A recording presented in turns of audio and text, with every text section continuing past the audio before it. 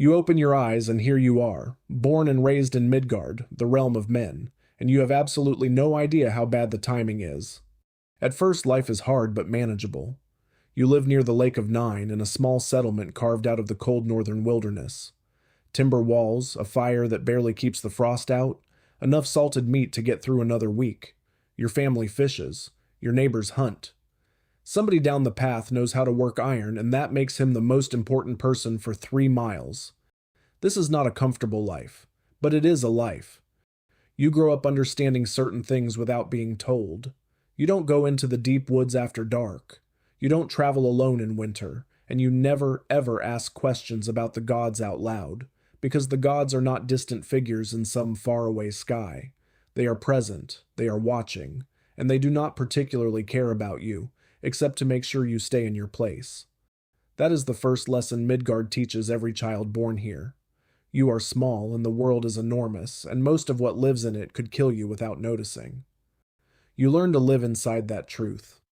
Midgard is not a safe realm. It never was. The forests are thick and dark and full of things that don't have names in any language you speak. Draugr, the restless dead, rise from old battlefields on certain nights. Trolls move through the mountains like slow avalanches, and they don't move around settlements. They move through them. There are creatures in the lake that fishermen don't talk about except in whispers, and even then only after a second cup of mead.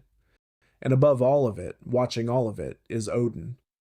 You've never seen him. Nobody you know has. But his ravens are everywhere, green-eyed, silent, perched on branches and rooftops and cliffsides, watching everything and reporting back to the All-Father in Asgard. You learn young that you are never truly alone in Midgard. Every word spoken outdoors might be heard. Every deal made in the open might be witnessed. Some people say the ravens are just birds, but you watch one sit completely still for 6 hours on your fence post one morning, head tilted, staring at nothing. After that, you stop saying things you wouldn't want Odin to hear. The gods divide you too in ways that don't have clean edges. Some clans swear to the Aesir, some to the Vanir. The war between those two divine factions ended long before your grandfather's time, but the loyalties it left behind never really healed. Neighbors who pray to different gods look at each other sideways. Alliances between villages collapse over it. Whole families carry grudges that started with a conflict they didn't live through, for gods they've never met, over a peace treaty they had no say in. You worship whoever your parents worshipped. That's how it works. Nobody asks if you agree. Here is something that most people outside Midgard don't understand. Dying badly is not the end of your problems. If you fall in battle and a Valkyrie finds you worthy, you go to Valhalla. That's the good outcome. But the gate to Helheim, the realm of the dishonored dead, has been sealed for longer than anyone can remember. The dead who don't make it to Valhalla don't go anywhere. They pile up, and eventually they start coming back. Draugr are not monsters from old stories. They are your neighbors. They are the man who owned the mill a generation back, the woman who used to sell herbs at the winter market, soldiers from skirmishes that nobody writes songs about. They don't remember who they were. They just come back wrong and hungry, and they head for the nearest light. So you build walls. You keep fires burning all night. You sleep in shifts when the season turns, because that's when the dead get restless. You do all of this quietly and without complaint, because complaining doesn't change it. This is just what life in Midgard costs. Then a stranger arrives. You don't know where he came from. Nobody does. He appeared in the wildwoods years back, built a home, kept to himself, buried a wife. He is enormous in a way that doesn't make immediate sense, gray-skinned, with a rage behind his eyes that he's working very hard to keep locked away. He has a son who asks too many questions, and something about them, about both of them, makes the ravens uncomfortable. You notice this because the ravens that usually perch near the wildwoods start avoiding that stretch of forest. And when Odin's eyes stop looking at something, that something becomes very interesting to everyone else. Word travels the way it always does in a place this cold and isolated, slowly, distorted, arriving 3 days late and twice as dramatic. But the shape of the story is always the same. Something is happening near the mountain. Something that involves the gods. And when it involves the gods, it involves you, whether you want it to or not. The Aesir god Baldur is killed. You don't witness it. You hear about it the way you hear about most things, secondhand, around a fire, in a voice kept deliberately low. But you feel it. Everyone in Midgard feels it, in the same wordless way you feel a change in weather before the clouds arrive.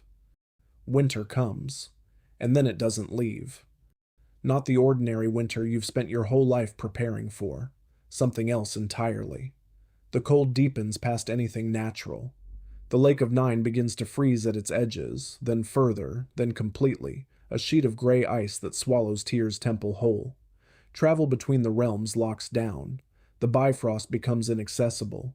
Suddenly Midgard is not a gateway to anywhere. It is just a frozen island at the center of a world that has stopped making sense. This is Fimbulwinter. You didn't choose it. You didn't cause it. But you are living inside it. You start rationing. You reinforce the walls. You double the night watch. The dead are more active now. The cold doesn't slow them the way it slows everything else. Strange new creatures appear at the tree line, things that don't match any story you were told as a child. Your settlement loses 2 people before spring would have come, then 2 more. You bury them quickly before they stop being buried. Eventually it ends. The sky, which had been locked in gray for longer than felt survivable, opens. The ice retreats. The world exhales. You go back to the lake. You mend the boat. You restock what was lost. Nothing is explained to you. No god descends to tell you what happened or why or whether it will happen again. You are not owed that.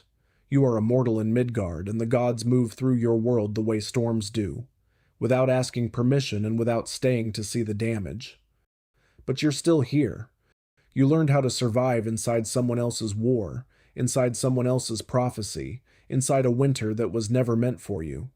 You kept the fire burning when the dead were at the walls. You rationed the meat. You watched the ravens and chose your words carefully and waited for a sky that eventually, finally, came back. Nobody will sing about that.